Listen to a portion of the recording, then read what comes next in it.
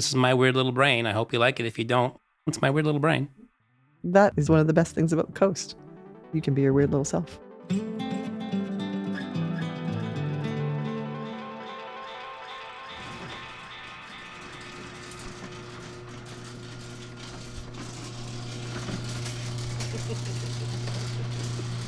Open sesame. So it's your studio and your garage. Oh, it's everything. Yeah. How many cars do you think you can fit in here right now? Yeah, -2. Paint the picture. What are we looking at here? Okay, so we're looking at a functioning garage that I've wedged a pottery studio into, and I moved from a 350 square foot purpose-built studio. Like, it was just mine for pottery. That was all I did. Nico Arnett and her family moved to the coast in 2017, and the house that they bought came with a big studio. 3 years ago, they sold that house and they moved to across the street from where my wife and I live. And since then, Nico just hasn't found the time to rebuild her studio. Most of the stuff is still stacked up in boxes in their garage. Just to give you a sense of like how much of it actually is, all these shelves are supplies, and there's another shelf underneath that table. It's all my supplies. And that shelf over there, all my supplies, like floor to ceiling, 4 feet wide boxes. That's all clay, that's all clay. That's my drying rack. Again, floor to ceiling, 4 feet wide. So it's everywhere, which makes casually making something not an option, because you're constantly digging, like, where is that thing? Inventory management is a non-existent concept here right now. But I mean, you can see my work table is the size of a small car. But yeah, I've tried to like make the center of the garage my studio. It's never gotten the attention it deserves. So this show was a really nice excuse to constantly come in and start messing around. When Nico says this show, she means the art show that she's staging at the Kube this month.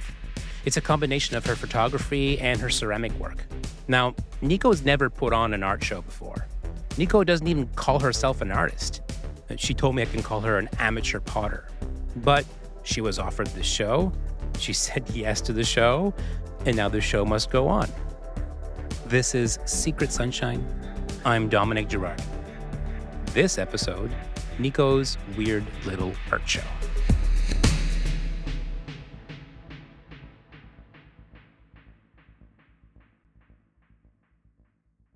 This episode is sponsored by The Kube, a shop and art gallery in Gibsons. Once I knew this would be the first episode of the podcast, it was a no-brainer to ask Jody and Jill if they wanted to become the show's founding sponsor, and they agreed. I'll tell you more about Kube a little later in the episode. For now, thanks a mil to Jill and Jody for helping me launch this show.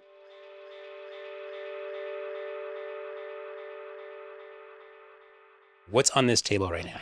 Okay, the dribs and drabs from the show that's happening. We've got all the glazes here, which I had to reanimate after 2 years of neglect. So these were just big chunks, big 40-pound boxes of clay.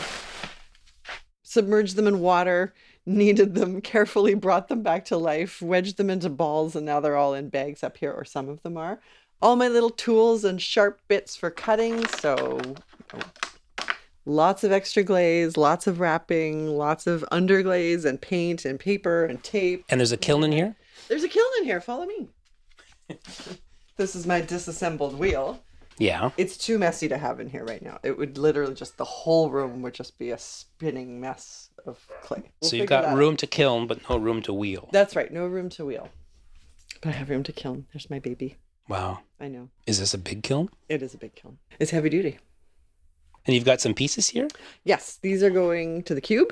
These are the pieces for the show. And then the photography. Yeah. Can you just grab them for me? They look like Muppets to me at this point. They're so colorful and big primary colors. Big primary color. Neon colors. Yes, each piece one color. I feel like these two semi-pictures are like little birds just perched together. Like tropical birds almost. Yeah, they have a very tropical birdie type of feeling to me. Whereas this, I guess you could call it a bowl, is more like SpongeBob SquarePants meets a beautiful cheese. This one I was making during a really intense group chat conversation where everybody was rallying around each other. And it feels very much like a group of friends tucked together now. When I look at it, I'm like, oh, interesting how that shape. That's just a donkey sitting on a dish. There's no deep meaning. I just wanted to try and make something with negative space. And so that's how this little candle holder came about. Like an upside down empty heart. Yeah. And it also feels like it's giving you jazz hands a little bit. There's some things going on there. A tiny little cake platter for one slice of cake. So candlestick holders-ish. Ish. Bowl-ish. Bowl-ish. Cake dish-ish. It's functional-ish. And did you know that's what was going to happen when you I went had in? no idea. I didn't know what would make the cut. I didn't know what I was doing. I just, every time I get into the garage studio, it's like, make what you want to do. You're just making a show? I'm just making a show. And these photos? Yeah, again, they're all boxed and stacked up for the most part. Let's just grab one and see. What are you? Oh, yeah. Let's talk about colorful for a second. Just a bunch of colorful hula hoops against a fence and a storage closet. I was volunteering at my son's school and was stuck in the equipment closet hauling a fridge. Like, ooh, I like those hula hoops. It's just, that's it. That's where I went with it. Should we go inside and sit down for a bit? Let's do it. And you want that mic to be roughly about here. A little closer. How's that? So what are you doing right now? You're glazing something, or I am underglazing. This underglaze is what you can do on either what's called greenware, which is clay that is still wet. It has not been in the kiln yet. You can paint that. Yeah. Or you can paint it when it's had its first round, which is then called bisqueware. So clay goes into the kiln twice if you're going to glaze it. You do it the first time after it's fully dried. Then it becomes bisqueware, and then it's just hard, kind of porous. You usually sand it down at that point if you want a smoother finish. Then you put your glazes on that stage. And this is the last piece? This is the last piece. Everything's been fired? Everything's been fired. Everything's sitting there being very colorful. But I saved one, and we'll probably fire that kiln up later this week. I mean, it sounds like you have your shit together, but do you have your shit together? I mean, okay. Physically, with the pieces being ready to go and all of that, absolutely. And I've been working on this stuff for a year, like compiling and looking and trying to figure, okay, what do I want to do? Because I am not an artist in the sense that this is my style. This is what people expect from me. This is what I make. This is what I'm known for. And so here are the things I've been currently making.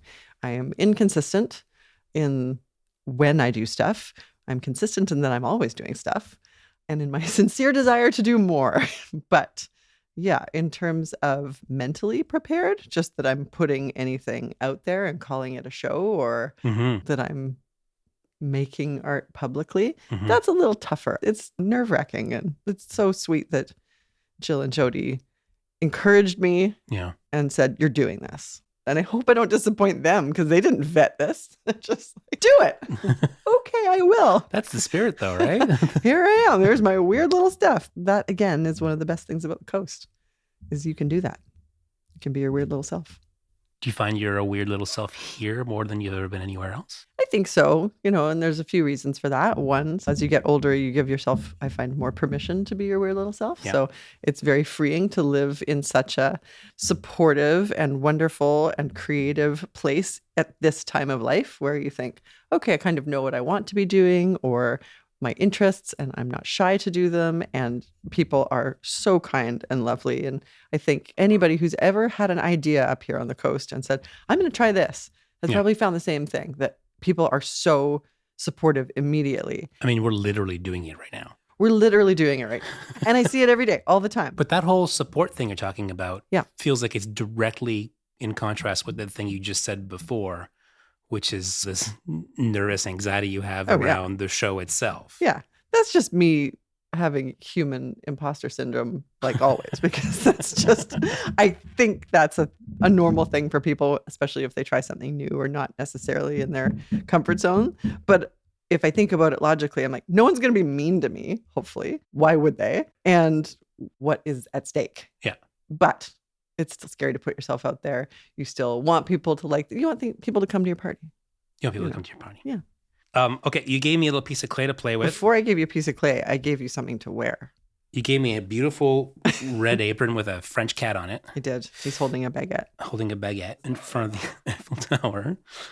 And you've got more of a leopard print sort of. This was made by my mother 26 years ago. Nice. It's my favorite. It's my little blankie apron. Little blankie. I love it. Yep. Do I have an assignment for this ball of clay? I would say make Bonnie a Christmas gift. Make my wife a Christmas gift? Make her a nice lumpy ashtray. I've always wanted to make a nice lumpy ashtray. Go for it. This is your time. See? All right. Let's see if I can pay attention to you talking while I'm playing with clay. It's going to be hard. That is one fun thing about clay, I will say. It very much keeps you in the moment. And if you frig around, you will find out, especially if you're on the wheel, because it doesn't allow you to be very distracted. So it's a nice, once you get into it, it's a very nice meditative, all-encompassing medium. Well, you said let's get into it, so let's get into it. Let's get into it, absolutely. First of all, this is your first capital A art show? Yeah, it is. So we moved here 2017. I was messing around with my clay pretty soon after that, and I was at their Christmas fairs for a couple of years while I still had the time and the wherewithal to do that, and it was really fun. And they've always just been so supportive, and their clientele is wonderful, and bought all the things. And I did a couple, sales on Instagram and would sell out. And it was really fun. People were just like, oh, yay, cool. Just a little thing you were doing. Absolutely. Not for anything other than pure enjoyment. And that is where sort of I land in terms of what I'm doing this all for. And so then, they said, you should do a show. And I was just like, yep, I'm saying yes to all the things. I said, yes. Okay. Yes. Thank you. And then they said, and you're December, which feels to me like a big month. I was like, that's Christmas time. But they said, yeah. So that's where they've put me. Qualify the resistance in your body. Oh, currently or? At the moment. At the moment. 75%. Eek, don't do it. And then 25, like, just do it. Freaking who cares? Just do it. Not who cares, but like YOLO, just do it. How does that compare to YOLOs in other parts of your life? I think whenever it's something that's creative and fun, it's a little harder because it's like, why do I get to do it? Or what are my qualifications? Whereas professional, I've gotten over any hump of, I shouldn't be doing this. I'm like, I know what I'm doing. But if it's art, if it's for fun, if it's more of a, this is a thing I made, do you like it? That's scary to me. So how long have you been playing with ceramics? Since I was a kid. So in Victoria, my mother, my whole family, and my husband Danny's family, everybody loves art. Everybody does a thing. So we were encouraged to do any and all the things. And so my mom enrolled us in pottery classes with a really talented potter in Victoria on Dallas Road. Shout out to you people on the island. You'll know exactly where I'm talking about. And she had the most amazing studio. She had 2 St. Bernards in it, which St. Bernards are big balls of love and goo and hair. So the combination, and whiskey, yeah. Left the whiskey barrels at home when the kids were there. Okay, but she had this amazing studio that had beautiful art and was full of gooey hairballs. It was such an interesting combo. Like every time you'd get your piece, it had a bunch of hair on it, which eventually would burn off in the kiln. And I fell in love with it. I absolutely loved clay. And we got to use the wheel a bunch of times. How old were you? I was about 12 when we took the classes. What do you think 12-year-old Nico was getting out of that? I've always liked tactile projects. It definitely was satisfying in that I had a thing I was making as opposed to a static thing on a piece of paper or something like that. Creating a little world in a way. Yeah, I loved it. We did it for about a year, but I never forgot it. So you do it for a year when you're a kid and then not again until you become a grown-up? That's right. It's a casual 2-decade gap. And when I was living in Olympic Village, and I would walk along the seawall most days, there was a pottery studio. And I always thought to myself, when I'm on mat leave, I was expecting our son Oscar. I said, when I'm on mat leave, I'm going to take pottery classes. Turns out, if you are that enormous, the one thing that's really tough to do is sit at a wheel. Weirdly. It was not a good idea. And then I was predictably busy with a small baby after that. So I didn't take it. But then we moved to Deep Cove and I saw my opportunity. There was a pottery class at the community center and I signed myself up. And it was an hour and a half on a Wednesday in the middle of the day. And it was just my thing for me.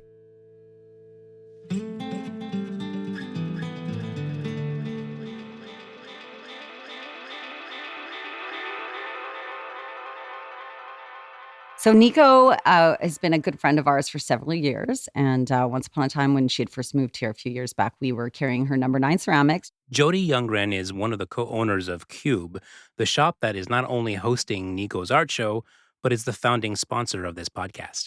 She had done a few markets with us, and we loved everything she was doing. And we were just chit-chatting, and she had mentioned that she had an interesting photography collection as well. So we thought, oh my gosh, a ceramicist, a photographer, just an amazing all-around person. Just such a great candidate to have a show here. So we invited her to do that. The Kube is an art gallery, a boutique retail space. They've also got 11 working artist studios out in the back. And in that back space, they host art battles, live concerts. It's a space that you can rent out for special events. There's a lot going on there, and I wondered why it was important to Kube to feature artists as part of the way it operates as a business. I mean, why not? It's just so much more of an interesting experience from a customer's point of view. They get to shop beautiful, curated products. They get to experience the art in the gallery, and then they get to go check out the back. It's just a wonderful energy. There's so much creativity and great things that happen within this space. And if I were to walk into Kube to do some shopping, what am I in for? What kind of stuff? Tons of home decor. We've got plants and jewelry, a beautiful apothecary section, and a curated section of vintage and pre-loved. There is also a really big print section that we have here. We got fun things like puzzles and books. We're not into mass manufactured, made in China. We work with small businesses, family-owned businesses. We focus on sustainability a lot. We like to put an art spin on what we can. You're not going to get run-of-the-mill. It sounds like it's as much fun to source this stuff as it is to sell it. Oh, absolutely. We have a blast. We always wish that we could order all the things. So we just have to decide and pick and choose. But yeah, it's fantastic. And we love our suppliers. Something curious and quirky always catches my eye when I pop into the Kube. So treat yourself to art-inspired gifts and gifts that inspire art by popping by or shopping online at thekube.ca. That's Kube with a K. And next time you're in the shop, let Jill and Jody know that this podcast sent you, okay? They're promising free high fives to anyone who mentions Secret Sunshine.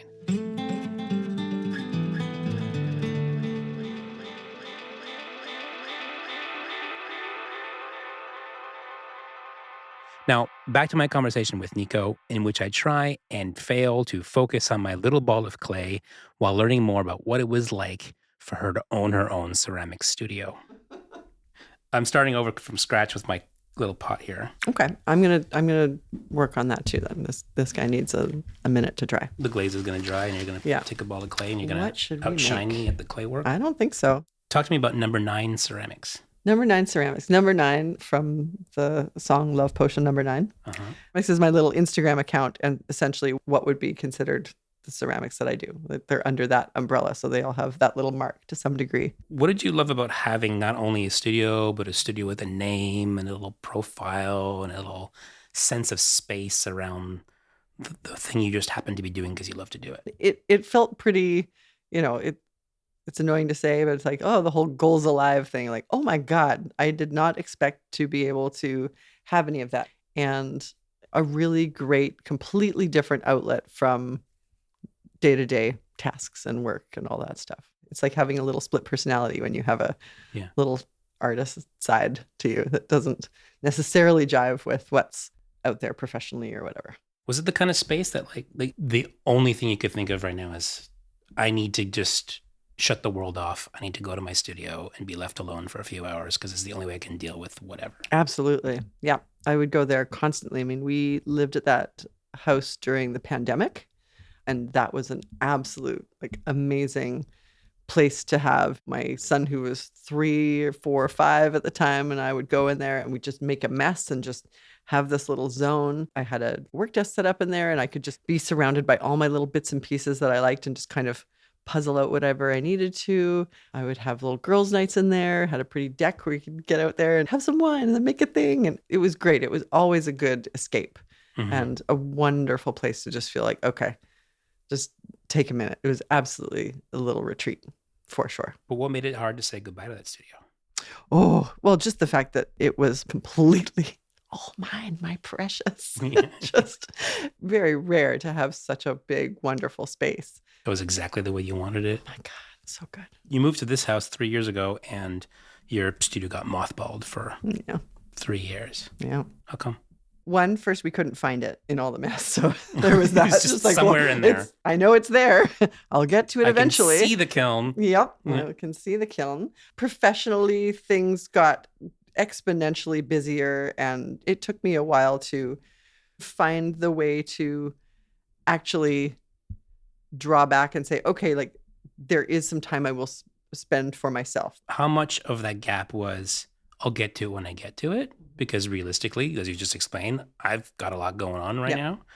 And how much of it was just like, how much were you missing it? Ooh, I missed it all the time. Every time I would catch a glimpse of one of the boxes, like, there were tons of times, oh, I want to make a thing, or oh, I would love to. You know, there were a couple of Christmas fairs that went by that I didn't get to do, or people would say, you should be in the art crawl. And I would say, I would love to be in the art crawl. But that is like a marathon in terms of the amount of prep and production that you'd need. And it wasn't, time-wise, it wasn't in the cards. But having been able to lay this aside and come back to it before, I know that it's never a thing that will go away for me. Well, I'm asking because, like you said, Jill and Jody essentially forced you to get moving again. And you were like 75%, 25%, let's do this. But what shape would your studio be in if this project hadn't been forced upon you? Yeah, it probably wouldn't. I would say, you know, sometimes you just need that deadline, and I thrive on deadlines.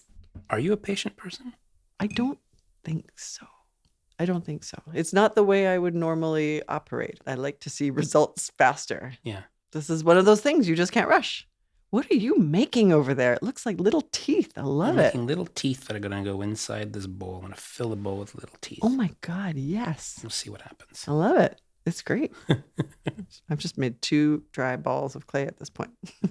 Ta-da! Your bowl's got a lot more structure than It's just going to be a little dog bowl, probably. Well, let's pick up on that again. Like, if you don't describe yourself as a patient person, but one of your favorite things to do is a craft that requires a lot of patience, what's going on there? I would say there's got to be some sort of subconscious activity happening, wouldn't you? Like, maybe I need this. And it's just my brain's way of like, guess what? We're going to force you to relax, or force you to slow down, and force you to just take your time at something and not constantly feel like you must rush. I don't feel like I'm like a rush person. I don't wear busy as like a badge of honor or anything, but Sure. I like to see results. Get it done. Yep.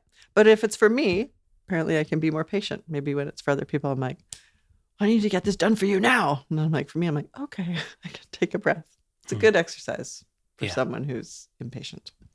I'm curious about the relationship between leaning into the patience, but leaning away from overthinking. Right. Like, you show me some of your photographs and they're lovely, but it's like, this spoke to me, done. Like, I'm framing it, I'm putting it out. Yeah. There's not this like big capital A artist statement where, you know, you've studied in the schools for 6 years to know how to write that thing on the wall that nobody wants to read, but that everyone seems to write. I think I know what you mean. I had to make peace with, okay, well, what is it that I do? Yeah. And don't try and be not yourself. This is the most authentic version of, as a non-practicing or professional or whatever artist, or just like maker, I'll call myself a maker. This is what I do. And if one wanted to see an example or an exhibit of what I was up to, well, this is the most true version of it then. So you're really putting it out there. This is me. Yeah, this is me. This is my weird little brain. That's exactly it. This is what you fill your day with, or your brain with, or your hands with when you're making stuff. Let that be what you're doing. Let that be what you're showing. Put it out there. Put it out there. When you put it that way, the external stakes are pretty low. This is my weird little brain. I hope you like it. If you don't, it's my weird little brain. So Can't help my weird little brain. you'll do the show. You'll have a great night. People may buy stuff. People may not. Yeah, that's not the goal. So then what is the goal? It's just an exercise in putting the weird little brain out there. There's value in that. There's value in that because then it's another person giving everybody permission to also do that, which so many people on the coast are so creative, are so brave, put themselves out there all the time, do so many things, and they're giving us all permission to do the same. Speaking of which, tell me about this little guy you're putting together. I don't know. He's got feet now. You got a little bowl with feet. I love things with feet. I am obsessed with footed vessels of all kinds. What do you think he's going to hold? Maybe olives? His feet are a little cracked, but that's okay. We're going to get through this. Yeah. Leaving the feet aside or leaping off the feet, You've got a show at the Cube. That's right. Yes. And with an art show, there's music and people, and it's busy, and everyone's looking at your stuff I and hope so. congratulating you Yeah. and all that stuff. Yeah. Inevitably, at some point, whether it's a friend or a stranger, someone's going to be standing next to you at one of your clay pieces or at one of your photographs and is going to say, "This photograph of the hula hoops, I'm drawn to the colors. Yes. What is it about, Nico?" Are you prepared for those conversations? They're at the wrong show. So what's your answer going to be? There's not going to be an artist talk. It'll be like, me do pictures, me like hula hoop.